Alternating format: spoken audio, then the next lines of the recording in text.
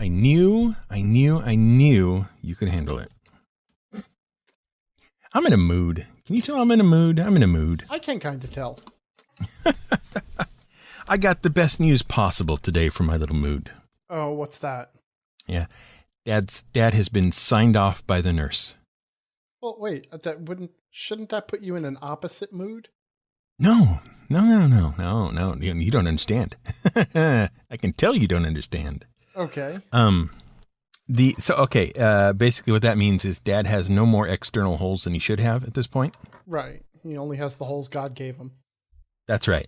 Those are the only ones left. Everything else externally is healed up. We've still got a blood clot to look at, but it apparently is getting better as we go along, and he can stop worrying about it at the end of September. And, he's got, like I said, the last episode, he's got a little prostate thing we got to take care of, but that's not related to the original problem that he went into the hospital for. That problem is, as far as we are aware at this time, done. Mm-hmm. It's all over and done. Right. He needs to get some exercise, build some strength back up in his legs and his arms and that kind of stuff. But other than that, that's all, we're done. And you're right, that is ostensibly very good news. Right. But what that also means is all the pressure Brian has been under since May when this happened ended today. Oh. So Brian is finally feeling all the things. Yeah. Okay. I understand now. Yeah. And that's been a rough one. Yeah, I can imagine. Brian needed some quiet time to himself this afternoon when he was told that it was all over and done with. Mm-hmm. So. It's funny. As much as stress and having to constantly deal with things just drives you crazy and burns you out, it also is a wonderful insulator from emotionally responding to anything. Mm-hmm. As long as you can keep your brain occupied about something, your brain doesn't have to deal with anything or react to anything yet. Yep. Okay, and as long as I was doing all the things I was doing to help take care of Dad and get him back in shape and all that, everything was okie dokie, hunky dory. Just dealing with it and moving on, right? Right. But now that's done. The cork is out, and Brian can get back to semi-normal, whatever that turns out to be at this point. It's like after a long day of exercise or working out or whatever, suddenly once you're done and you sit down for a minute, you realize that every part of you hurts. Mm-hmm. And you hadn't felt it. Yep. I kind of, I realize this is a lesser thing, but I kind of warned Tiny. I kind of warned Tiny about that when we moved. Mm-hmm. Because obviously, there was a lot going on, and we were stressed and busy for a couple of weeks, and I was stressed and busy for weeks before that. Mm-hmm. And I am still just reaching the point where everything has calmed down for me.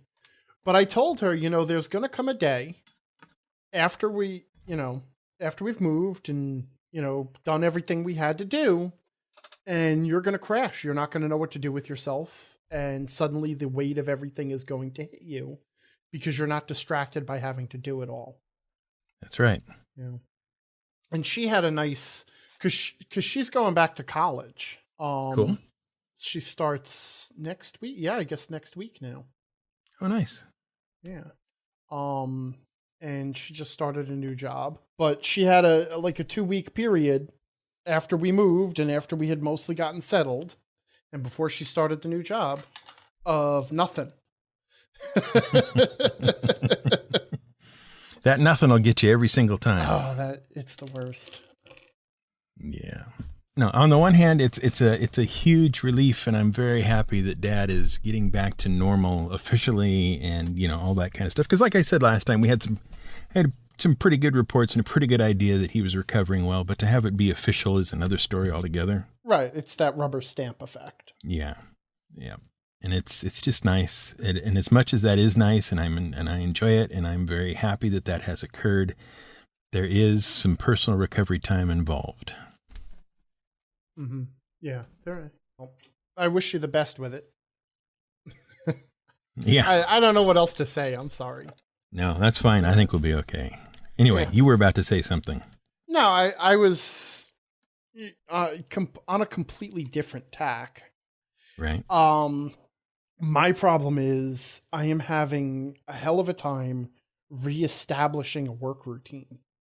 Oh God, I hate that. Like it's like when you come back from vacation and go to work, but on steroids. Mm-hmm. Because I really haven't worked in a regular way for the last month now. Right. You know, and it is funny how quick the writer's block comes on. Yeah, funny. You know? Yeah, well, yeah, not funny in a funny way, but that blank paper syndrome comes back very quickly if you haven't written. Oh yeah. You know. Yeah. So. Well, get your little tomato out. Yeah, I have been. I've been using. I think I mentioned it on one of the last episodes we did before we went. I've been using that app, the Focus Keeper app. Mm-hmm. So I like that. Yeah, that working out for you? It not. Yeah. Okay. It still takes kind some of, discipline. but not really. Yeah. So. All right. Fair enough.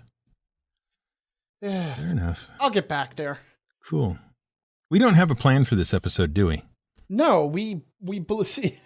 We're recording this episode 2 days after we recorded the last episode because that's just kind of how our schedules worked out. Mm-hmm. So we burned through all. If we'd realized that, we wouldn't have burned through all the feedback in one episode. Right, because you haven't even heard that last episode we recorded yet to feedback on that. So we're flapping in the breeze here, basically. Yeah, but we do have some stuff to talk about, which is nice. Yeah, that we didn't know we had to talk about, but we do. Well, we were talking before the show that I think we're both obsessed with new video games. Yes. So what have you been playing? Anybody who follows me on Twitter knows I found one yesterday that I think is just absolutely amazing. Are you familiar with kind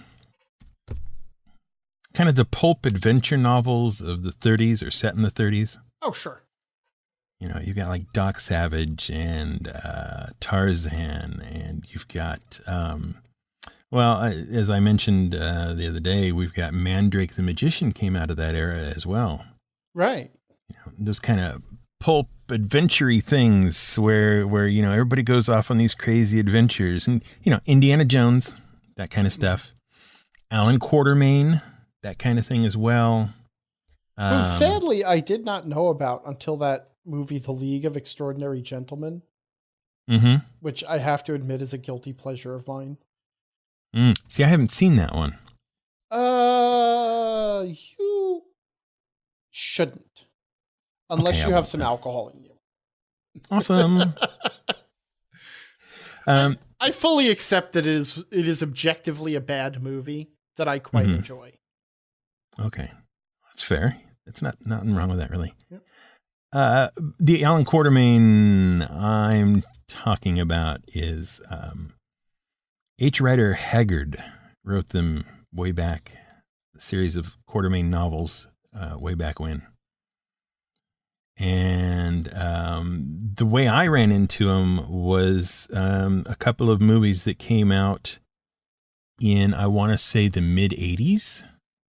Okay.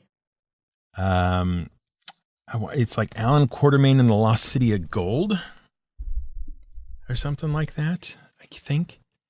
Now I have to look. Would you be on the wrong continent then? No. Stop it. Yeah. Alan Quatermain and the Lost City of Gold, 1986, starring Richard Chamberlain, Sharon Stone, James Earl Jones. You're kidding, really? I am not kidding. That was the second one. The first one was King Solomon's Mines. Well, that was the first Quatermain book, right? Yes, yeah. King Solomon's Mines. The trailer had the famous line, "You take the 1,000 on the left, I'll take the 1,000 on the right." Huh. And that's what hooked me on seeing that movie, and it was very enjoyable. I had a good time with it. It's, you know, the way it was produced and filmed, it's sort of Indiana Jones light, more or less, I guess. Sure. But King Solomon's Mines has been done a number of times by various different actors in different times. There's the 1950s version, which is not anybody in particular you'd know, but Deborah Kerr, Stuart Granger, people like that. Really, really old guys, right? Mm-hmm. Not really old guys, but older generation actors and whatnot. Okay. An earlier generation of film stars. Yes, exactly. Yeah. And like you said, that's from the original novels and whatnot. So I went off on this tangent so that we could establish a ground for what I'm looking at, which is a game called Strange Brigade. So type that into your memory, Strange Brigade. Mm-hmm. And why are you typing it? You will find. You don't have access to my memory. You're right. I don't. You will find the Strange Brigade came out literally yesterday, and I knew nothing about it before yesterday. So good marketing there. Yes, but I was tooling around on Twitch yesterday morning. And I just, sometimes I just check out streams to see what people are doing or what things are. And I saw this Strange Brigade thing in the list of, the 100,000 or so Twitch channels you can check out. Right. And I thought, well, that sounds weird. What's that all about? And it is literally the almost stereotypical 1930s adventure film as a game. And it's brilliant. I love it. It's essentially a third person shooter. Okay. But you also have a bunch of puzzles to solve in there. And you're on it's a connected storyline, and it's got a whole single player campaign and whatnot. You go to Egypt to find an operative of the Strange Brigade who has gone missing. And that of course leads you into a longer and longer and longer sort of series of connected adventures and stories and whatnot. Okay. But it's also multiplayer. Yeah, I see that. It's up to 4 players co-op. Up to 4 players co-op, which means you can go through the same adventure, basically, with a group of your friends. Oh, assuming you have some of those. Yeah, assuming you have some of those. But I love it. It's just actiony and fun and doesn't take itself terribly seriously, but just seriously enough that you're kind of into everything, right? You're following the story and things are kind of, you're compelled to kind of go through the next bit and the next bit and the next bit, to do all the stuff. And I love this thing. I don't know how else to describe it. It is 1930s pulp adventure. And it turns out to be exactly the sort of game I wanted to play for a while. Looks a little bit like sort of, I guess, Indiana Jones Adventure meets the Mummy movies. Kind of, yeah, a little bit. I see there's some monster stuff and you've got mythological things queen. Like, yeah, Egyptian queens and that kind of stuff, and you've got you're fighting mummies and skeletons and various other sorts of undead kind of things, which in spite of my usual dislike of zombie themed games, the thing is, this isn't really a zombie themed game. There are zombies in it, right? But they are perfectly in keeping with the setting and are there to do something besides just be there. You know what I mean? That makes sense? I don't think that makes sense. No, I think I could explain that better. It does. I mean, it's funny because people go after these story elements like, I hate zombies. And that's sort of unfair because that would be like going to an art museum and saying, man, I hate the color red. I'm not going to look at any paintings that have red in them. I mean, Right. red can be used well. It can be used poorly. It shouldn't be used with green. But, except as like a compliment or an accent. But used well, there's absolutely nothing wrong with the undead. Right. It's just when what happened was we got this whole pile of like horror survival type stuff. And then it started infecting other things. So once, after all the zombie horror games came out, then after that, every other game that was, man, I am having trouble talking for a change. I always have trouble talking. This is why I write. Like your Call of Duties and stuff, they all started inserting like a zombie mode into them. Right. And then it just sort of infected everything. And that's when it becomes sort of the I'm sick of zombies, because now, it's like putting salt on everything. Mm-hmm. Salt is an excellent thing to use in moderation and on the right dishes. You wouldn't use it on a cake, but if you just add it to everything because you think it makes everything better, eventually you hate salt. This didn't work quite. I know what I'm trying to say, and I think I know what you're trying to say. Yeah. Good. We'll be equally confused together. I don't know if anybody else knows what we're trying to say, though. Yeah. It's I like different flavors there. Yeah. It's like, but that this is the right thing flavor for this game. Of, tropes aren't bad. Like if you read TV tropes and constantly they are appealing to everyone to remind them that just because something is a trope doesn't mean it's a bad. It's just a storytelling tool. It's a story element. You can use it well. You can use it badly. Yeah. Here it is used well, I think. I just had a lot of fun with it. I played like 4.5 or 5 hours of it yesterday. And I didn't even mind the quick match multiplayer I was in. Once I got everybody to turn off their microphones.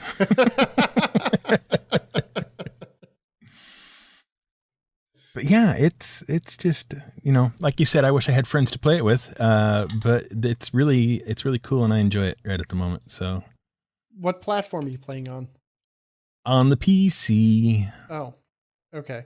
Never mind. Because I got my big shiny new controller, even though that's not being used for this game.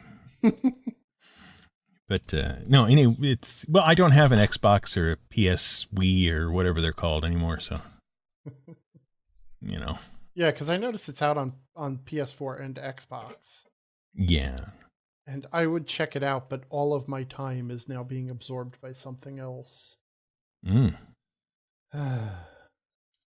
it breathing? No, I found a new game. Uh-oh. And I've become a little obsessed. Uh-oh. Yeah. Yeah, and I'm a late adopter. Oh. And like you, it is the game that I didn't know I wanted. It's not going to be Q*bert, is it? No, I'm not that late of an adopter. Oh, all right. Okay. Q*bert, look at all the kids going to their computer. What the hell's Q*bert? He swears the same way I do. Yes. No, have you heard of Elite Dangerous? How about that? Yes, I have heard of Elite Dangerous. Uh-huh. It is the game that I did not know I wanted. Is it? Yes. And until last year, it didn't hit the PS4, so I wasn't able to discover that I wanted it. But I only recently actually started playing it. And I don't know what is so compelling about it.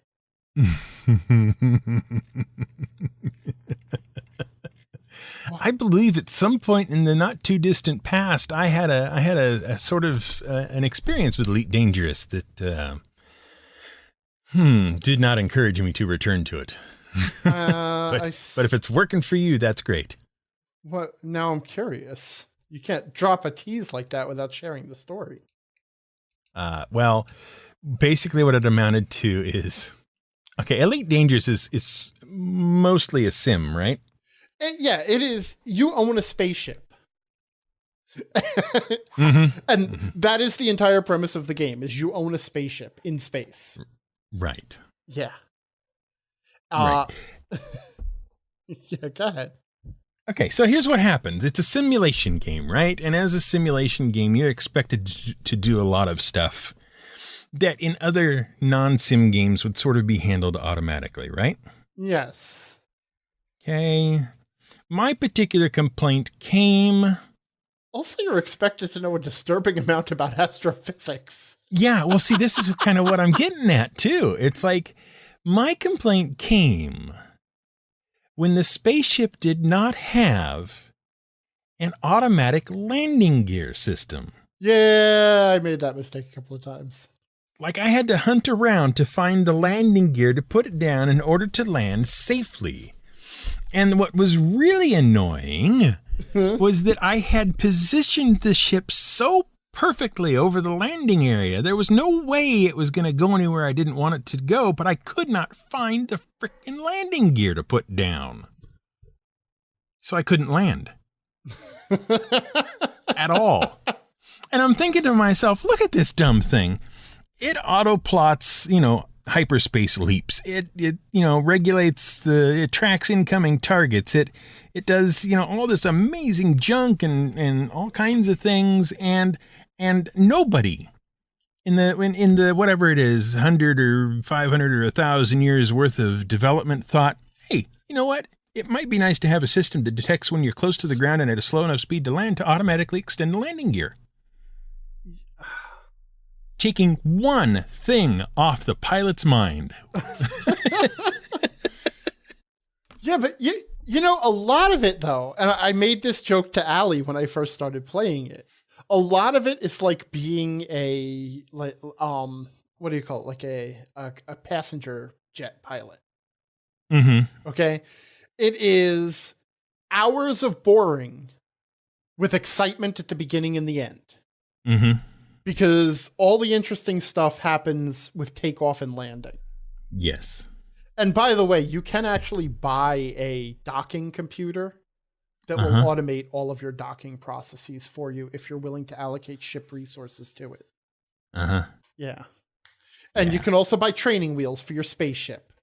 Oh, good. So anyway, tell me your story. We've heard mine. Go ahead and tell me yours. I don't, obviously it is a sim, and it is a very in-depth sim. To the point where like you start to really get a feel for it. So basically, like I said, you own a spaceship and you take off, you land, and you can do spaceship things with it. You never leave the spaceship, which I found myself wondering tonight what it must smell like inside that spaceship. Because I have not once left the spaceship. But, but at first you get started and the game doesn't really tell you anything. It gives you only the most basic of tutorials. So it's not approachable. Right. You're correct. It is not. It is not approachable. It does not go out of its way to help you. It doesn't want any filthy casuals here. Yep. And you basically start off just by shuttling stuff back and forth between space stations. Because there's like a commodities market. So you can buy all these different goods and watch the market and buy low and sell high and basically be a space trucker. Yeah, because that's what everybody wants to do. But once you start making money, and you can start to upgrade your ship a little bit, you start doing other things. You can start mining and bounty hunting. You can even smuggle, like you can move illegal goods between black markets and try to avoid the federales and then on top of it, there's this whole political thing where there's like 10 different major powers in the galaxy all vying for control of different systems, and you can pledge your support to one of them and take on missions for them and do different, fight stuff and deliver stuff and things, and then help all of that, but none of it is explained. like you really have to figure it out, and you really have to pay careful attention to notice certain things, like when you're going around in a system at like what do you like, it's minor light speed. It's superluminal travel for systems. Okay. It's based on it. I actually read the documentation on this because I was curious, and it's based on the idea of using extreme amounts of energy to compress space so that you are traveling in a pocket of wrinkled space and you are traveling at a normal speed, but because the space around you is wrinkled, effectively to the rest of the galaxy, you are traveling at a much faster speed because you're just sort of shortening the distances. Yeah. Right? Well, here's the thing. I kept having trouble with this. Like I kept because I would, it's like you're going to different systems and it's giving you all this indicator of how close you are and how fast you need to be, and when you drop out of light speed to hit your target. There's also hyperspace, which is basically just jumping to another star, but traveling around inside a star system. It's you're doing it at what they call super cruise, which sounded like a stupid name, and then I found out that it's the that's actually what they call what supersonic jets when they travel at sustainable supersonic speeds for long periods. It's called the super cruise. Okay. So yeah. So somebody did their homework. But anyway, so I'm having all this trouble because I keep suddenly accelerating and shooting past my target and or suddenly slowing down for no reason, and then I can't get any closer to my target. They have designed in the fact that gravity or large masses in space bend space-time. So, like, if you're moving away from a star, your maximum speed at super light speed increases. And when you snap off the star, if you do it wrong, sometimes you end up slingshotting yourself like a rubber band. And if you get close enough to a planet to get caught in its gravity well, but not so close that you actually crash into it, then all of a sudden you'll find all your speed ripped away from you. But then, like, once you understand that, so like it's this frustrating mystery because it's like, what the hell is happening? And I can't make sense of it. And then, I start to pay attention to it. Then I look at the documentation. I'm like, oh, that makes sense. Then you can actually use that.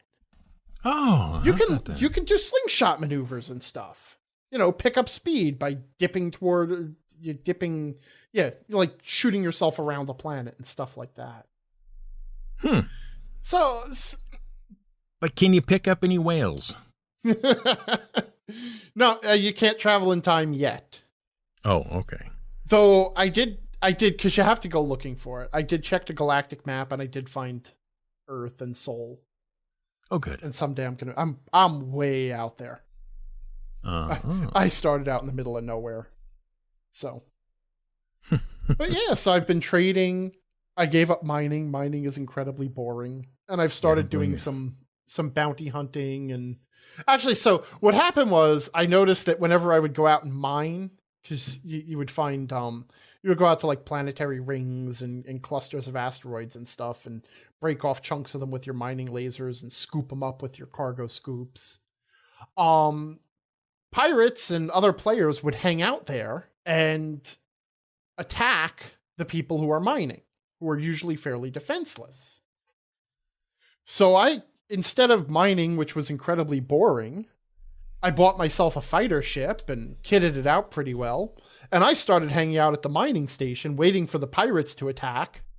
And then I would wipe out the pirates. And then I would collect the bounties on their heads. So nice. And I also, I actually paid for the Horizons expansion, which now means you can also land on planets and drive a little car around on them. Ooh, nice. Yeah.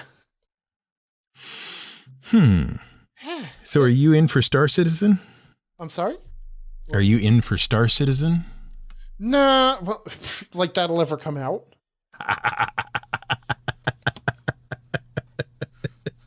Part of it has. Oh, well. have followed that story off and on. Mm-hmm. That's just another perfect example of the whole crowdfunding authorship gone crazy kind of a thing. Yeah. Technically, their crowdfunding isn't over yet. Oh, I know, because they just keep going back to the well. Yep. And they keep that. Now, I believe the last thing they did was they sold a package of starships for like tens of thousands of real dollars. Mm-hmm. Yeah. Yeah, there's no scam there at all. And everybody will certainly have gotten the game they expected by the time it's all done and paid for. Now, I firmly believe there is not actually a scam here. Okay, fair but enough. I also firmly believe that nobody will ever get the game they have been promised. Because what's his name? What the hell's the guy's name? Let me type it into my memory here. Okay, do that. The guy who, Chris Roberts, right? Yeah. Well, he was the brainchild behind what was the game with the tigers in space with Mark Hamill? Space Wing Commander. Wing Commander. Thank you. Yeah. Tigers in space. They were. They're lions. Whatever. They kill Raffi. Yeah. Okay. Anyway. Not the Kazinti. What? Not the Kazinti. What the heck are the Kazinti? They're the Larry Niven. I think it was Larry Niven wrote this sci-fi book or whatever with the Kazinti, which are, tiger, lion people, whatever. And then Larry Niven has subsequently worked on a number of different things for various sci-fi universes and whatnot. No kidding. And has managed at some point to get the Kazinti written into each and every one of them to some degree. Huh. Yeah. The only thing I know about him was my dad read the Ringworld books. Mm-hmm. And I never read them. Okay. So anyway. Yeah, so I think it's just a classic situation of a guy over-promising and overexcited, and he's going to do everything, and it just cannot ever happen. It's Peter Molyneux syndrome. Yeah. Yeah, very good. At this point, it's not even the game people think they're going to get, whether or not it's the game that they were promised. Right. It's just, yeah. A friend of mine, Sam, has been watching this thing with interest. He pledged to the original Kickstarter. I do not now know how much he pledged to, but he's been watching this with interest and just kind of going, yeah, I'm never going to see that. If nothing else, I won't live long enough. I just thought of... You ever see the movie Money Pit? Yes, Tom Hanks. What's her name from Cheers? Yeah. Oh, yeah. Or the older one with Gregory Peck, was it? There was an older one? Yeah. The Money Pit was a remake? Yeah. Now I'm so sad. Everything I know is a lie. Oh, everything? Shelley Long, that's her. That's the one with Tom Hanks. Yeah. Yeah, it's a remake of is it Dr. Blandings Builds His Dream House? Mr. Blandings Builds His Dream House. Cary Grant, Myrna Loy, there you go. No, I never saw that one. I saw the Tom Hanks one. There you go. Okay. It's a remake of Mr. Blandings. But no, it was a funny movie when I saw it. Yeah. Speaking of that, yes, Neil Simon just passed away. Yeah, I heard that. Yeah. How are you handling that news? I'm actually a little upset about it. Yeah. When I was in high school, I was in the drama club. And so I was involved in a couple of different productions, and the drama teacher at the time, he was a big fan of Neil Simon's stuff. Right. So one of the plays we did every year, we would always do a Neil Simon play. Sure. So we did Plaza Suite one year, but I wasn't in that. And then I was in Rumors. Okay. Which is, I really don't remember it very much now, but I was Ernie.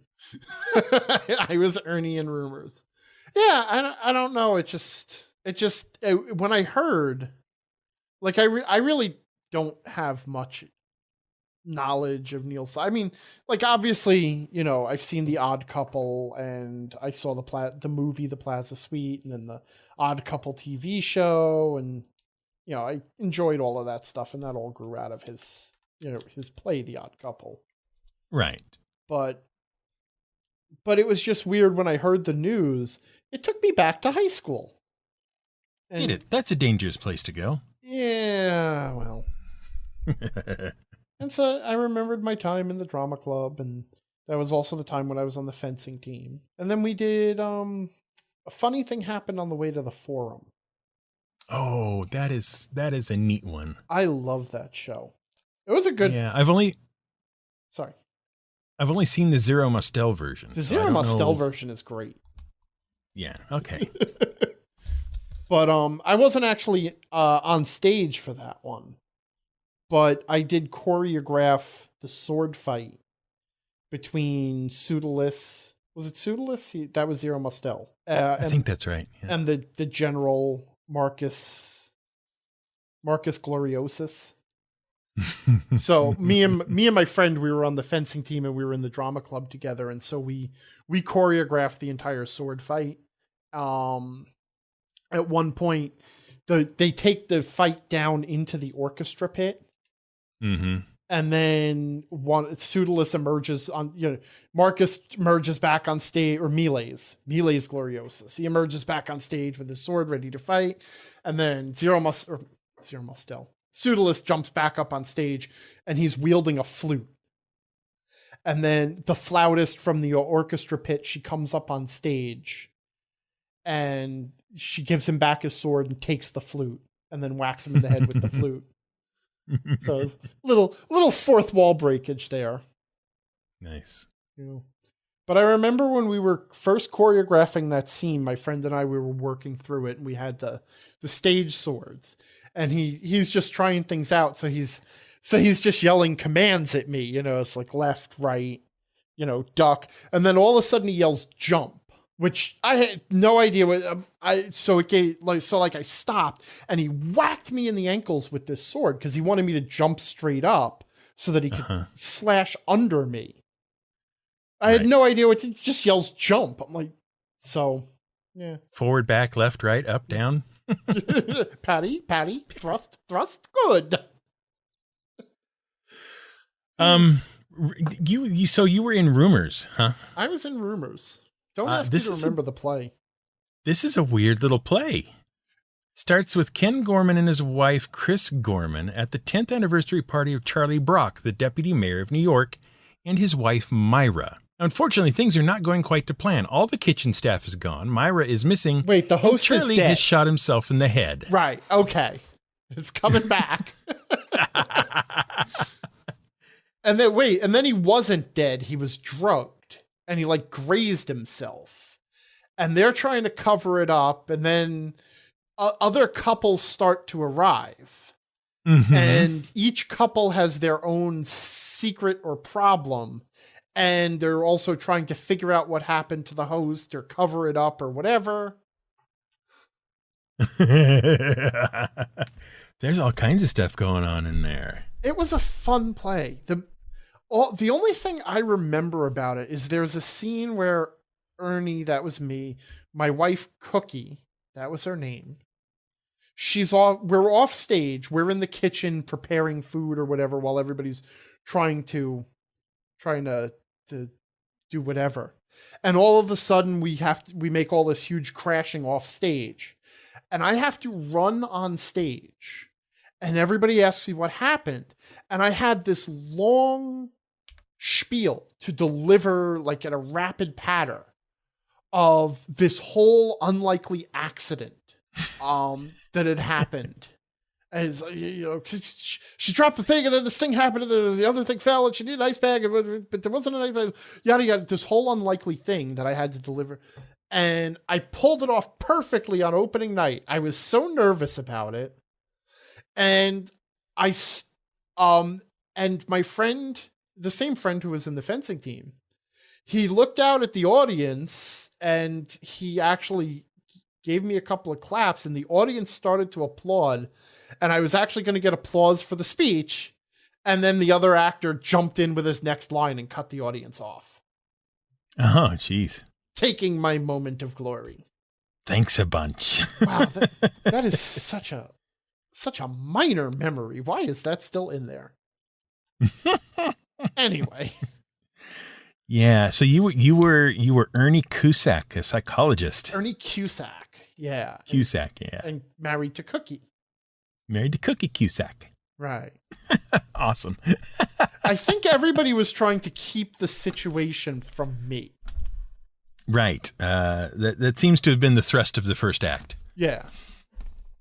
And then for some reason, you and Cookie end up preparing dinner for everybody else. Right. But we also had, like, she had a bad neck and I had a bad back, and that was always happening. And that all led to that led to the disaster in the kitchen and stuff. I really don't remember it. Basically, everything is revealed as you come out of the kitchen with dinner. Right. Okay. And that's the end of Act 1. And then Act 2 picks up after dinner. And blame is placed. And then the police show up.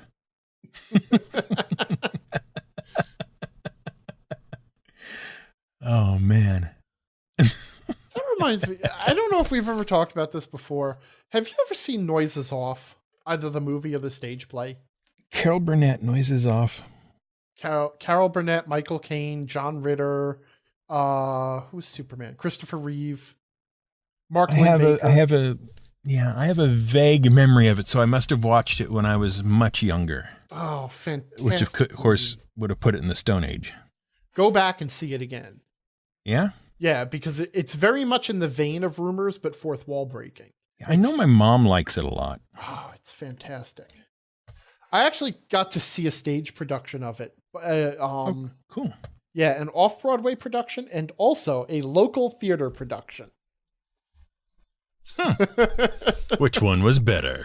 The local theater production was actually, they're much more enthusiastic. Uh-huh.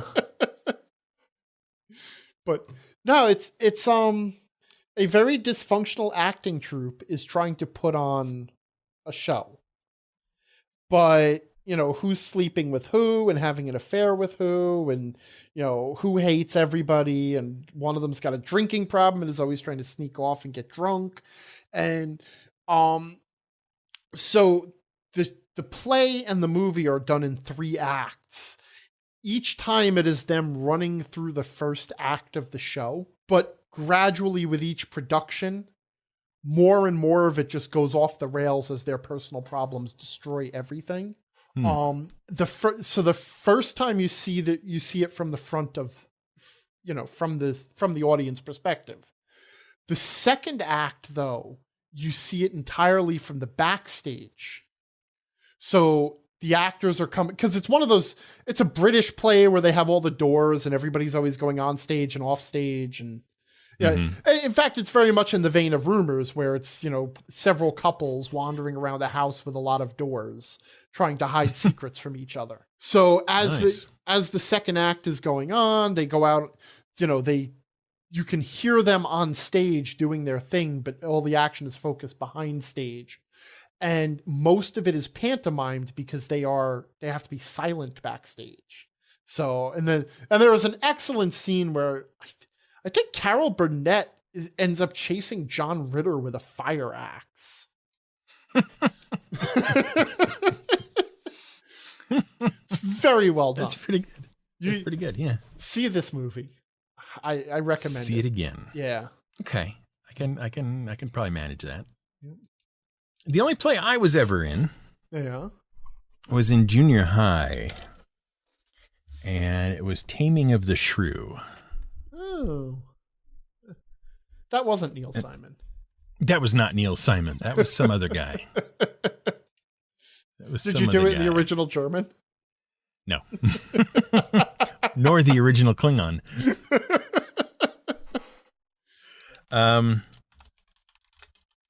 It was okay. I can't remember which of the two idiots I played, but I played one of the servant twins. More Rosencrantz, Guildenstern. What? No. What are you talking about? No. The comic relief twins. Yeah, Gremio or Trenio. I don't remember which. I think I was probably Gremio. Okay. I think, if that's correct. It was like junior high. We didn't have a stage or a theater to do it in, so we sectioned off a portion of the classroom, the theater classroom, and threw down some pallets, and that was the stage. Great. It was a lot of fun. There was no set dressing. There was no nothing. We just came on, delivered some lines, and went away. I don't think we even did the entire play. I think we only did like maybe the first act or something. I'm not sure. But it was like, okay, whatever. we did it, and I was like, this is theater? I'm not interested anymore. Oh, man. I know. I'm a terrible, terrible judge of everything. I tend to make the first instance stand for all instances. So you didn't have a stage. You couldn't get your landing gear down. You just give up on everything. That's right. That's me. I just flat out give up. Tiny and I finally bit the bullet and paid Amazon for the second season of The Good Place. I think it just came to Netflix. Yeah, I know. We made that decision like 3 weeks ago. All right. Okay. So you're all caught up now, right? No, we were only 4 episodes in. Oh, alrighty. We have not had a lot of time. Those 4 episodes, though, man. It's just not grabbing me the way the first season did. Really? Yeah, really. You're going to be that guy. No, it's not. It's like during the first season, I knew something was up, but it was the game of, can we figure out what it is? And then, figuring it out, and then discarding the theory, and then finding support for the theory. And then, that part of it was a lot of fun. Mm-hmm. I feel like everything is out in the open in this season. And while they are doing some interesting exploration of different philosophical ideas, like obviously they're exploring how ethics and morality are derived from human mortality, and how ethics and morality are derived from human emotion through Janet. Michael is mortality and Janet is emotion. And they're basically infecting these people with humanity.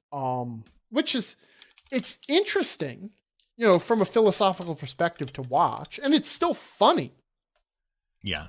But I mean, there's a part of me that wants to suspect that there's some other reveal coming, that there's something going on. And I sort of do have a theory, but I think that if there is a twist, it will feel forced. And if I'm right, I feel like they had to do it, because the first season had one. Yeah, I don't want to give anything away. Yeah, I would appreciate it if you didn't. I don't even want to drop you a subtle hint about anything, but I am going to insist. I'm going to watch it through to the end. Yep, that you watch it through all the way to the end. I'm going to have to insist. I will. And just to put my prediction after episode 4 in a sealed envelope, I will tell you, I suspect Michael is being punished. It's an interesting idea. Yeah. I think he is now in his own version of the bad place for his own transgressions. Interesting idea. Yeah. I'm going to see if you want to update that prediction as you go along through the seasons. Yeah. Through the episodes. I will periodically check in. Yes. Excellent. Excellent. Also, I want to point you at, you may or may not be interested in this. I don't know, but I feel confident at least one person out there listening to this little conversation may be interested in The Good Place, the podcast, which is hosted by Michael Evan Jackson, who plays Michael's boss. Sean. There you go. Thank you. I couldn't remember it all of a sudden. Sean plays Sean. It's hosted by him. And he's talking to various cast members and writers and producers and all that kind of stuff about each episode. Wait, is it as they go along? Is it Mark Evan Jackson? What did I say? Mark Evan Jackson. Yeah, you said Michael. Oh, yeah, Mark Evan Jackson. Excuse me. Yeah, or maybe I heard Michael. I don't know. Anyway, the point being, it is behind the scenes stuff. You know, who knew what when? How did you do this? What, all that kind of thing. So if you're interested in that kind of stuff, it's like commentary for the episodes, basically, with various different people involved. Is the podcast,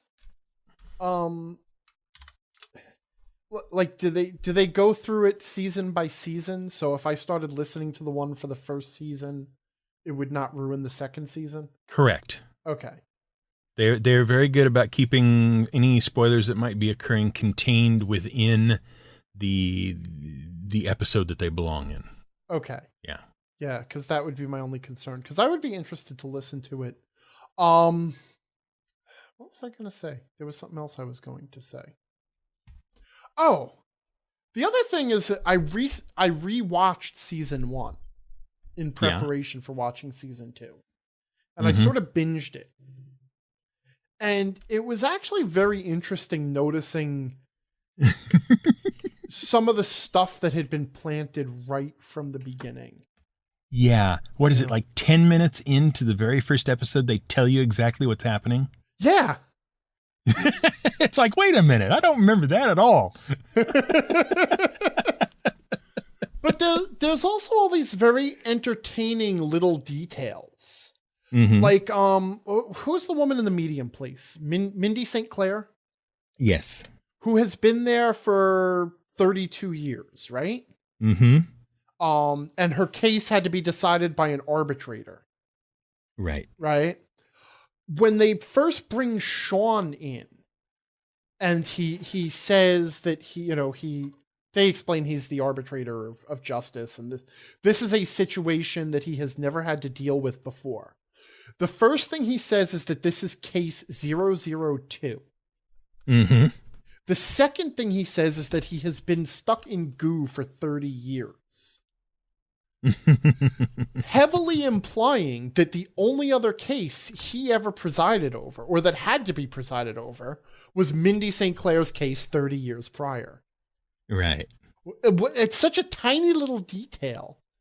Yeah. But it sort of breaks down with the revelation that he's not really an arbiter of total justice. Mm-hmm. And that he hasn't been trapped in goo. Right. But then I wonder if they were just like trying to keep the lie as consistent as possible. I don't know.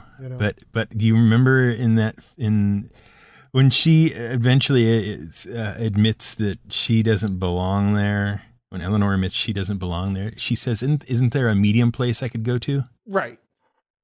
It's like, wait a minute. How much foreshadowing have we been subject to here that we didn't notice? Well, it's very, that's what I like. It's really consistently written. They knew the whole plan for the first season, at least. Mm-hmm. I don't know if they wrote any other seasons in advance, or if they had a plan, or maybe even a contingency plan. And maybe I should listen to the podcast and they would explain some of this. Yes, they do talk about that kind of thing. But one of the things it reminds me of is, did you ever see the NBC series Heroes? Like the first 4 episodes or so. I absolutely loved the first season of that show. Mm-hmm. Okay. Because it was the same thing. They knew from the beginning of the series how the whole season was going to go. And the season was an entire self-contained story, and which ends in the 24th episode. The story is over. Now, granted, it has a sequel hook, it sets up the next story. But that's only fair. And I found out that when Tim Kring created it, he wanted to have each season be a completely separate story. All new characters, all new story. So that if it ever got canceled, then it wouldn't be left hanging. And it also wouldn't go into like the whole Lost and Chris Carter thing where it would, like just the plots would spread out and there would be 1,000 different storylines and nothing would ever make sense and everything would never be wrapped up completely. Or it might get canceled and no one would ever know what was going on. Mm-hmm. And as the show became very popular, especially Zachary Quinto's character and who was the other guy? The guy from there were 3 characters. There was the Japanese guy, the guy Hiro. Hiro Nakamura, Peter Petrelli, but I can't. Milo Ventimiglia was the actor, and Zachary Quinto, who played Siler. Those 3 characters were all very popular. And so the executives at NBC said, no, you can't. We're not restarting with a whole new cast and doing this all over. We've built this popularity. You've got to use it. And then the second season got derailed by the writer's strike. There was a big Hollywood writer's strike. So the season got cut in half. A whole bunch of plot lines got destroyed, and Tim Kring left the show. The third season was an attempt to try and retcon the second season out of existence. And the fourth season, Tim Kring finally came back, and it started to get good again, but it was too little too late, and the show got canceled. Mm-hmm. But if you just watch that first season all the way through, and then just pretend, like The Matrix, that was really good. It's too bad they never made any sequels. Then it's a really well done show.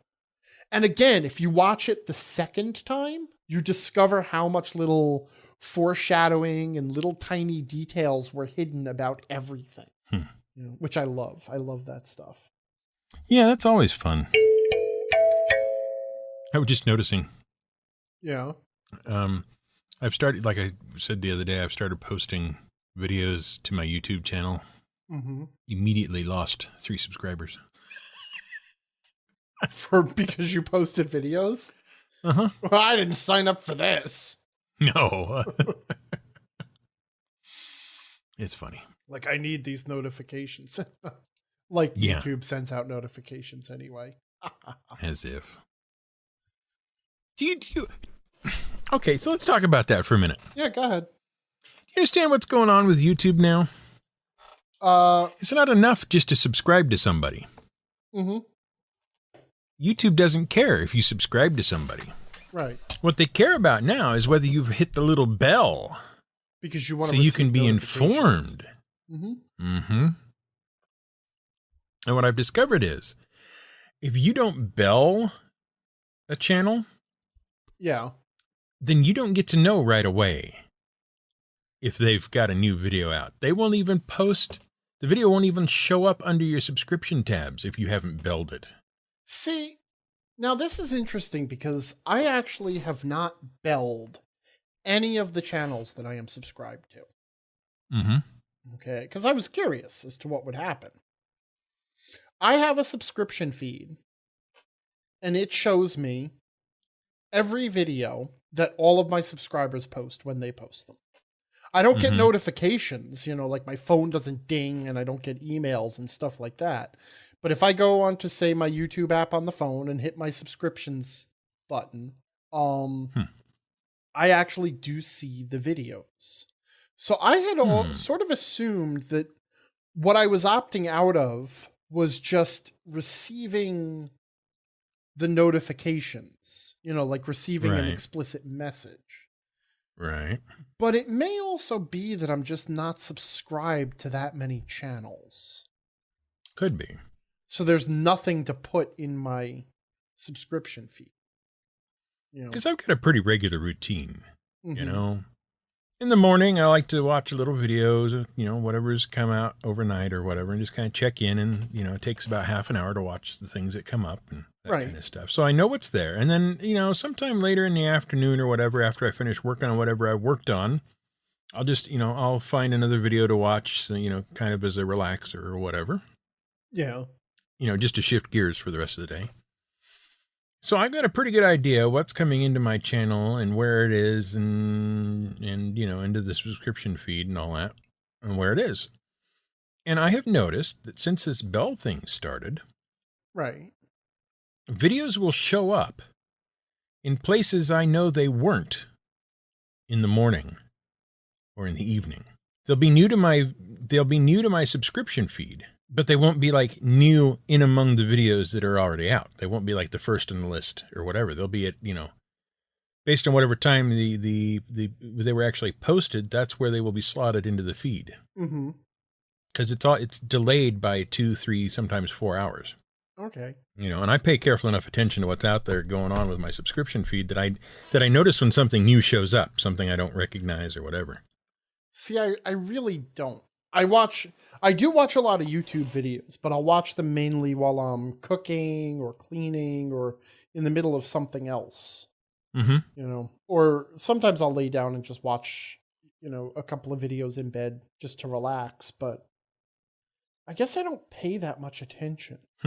Anyway, that was just something I had noticed and I thought I would share. What I have noticed with YouTube is there are a few channels that I absolutely am not interested in.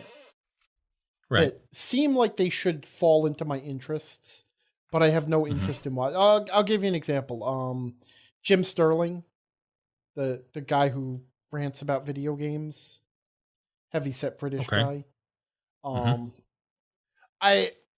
I used to watch his videos fairly regularly, but I gradually lost interest in him and got tired of him. And so for a while, if his videos would show up in my recommendations, I would actually take the time to say not interested. Where you click the thing and say not interested, so that YouTube understands that I don't want to see him in my recommendations anymore. YouTube doesn't understand that. Well, it used to. But yeah. 2 weeks ago, all of a sudden, all of this garbage that I do not want to see and was very explicit about it suddenly started reappearing in my recommendations. And no matter how much I tell YouTube that I do not want to watch this, I want to watch this other stuff instead, it will not listen. So it's amazing, isn't it? I don't know if they did something with their algorithm because they want to push me towards certain videos and away from other ones or whatever, but that has been annoying the heck out of me.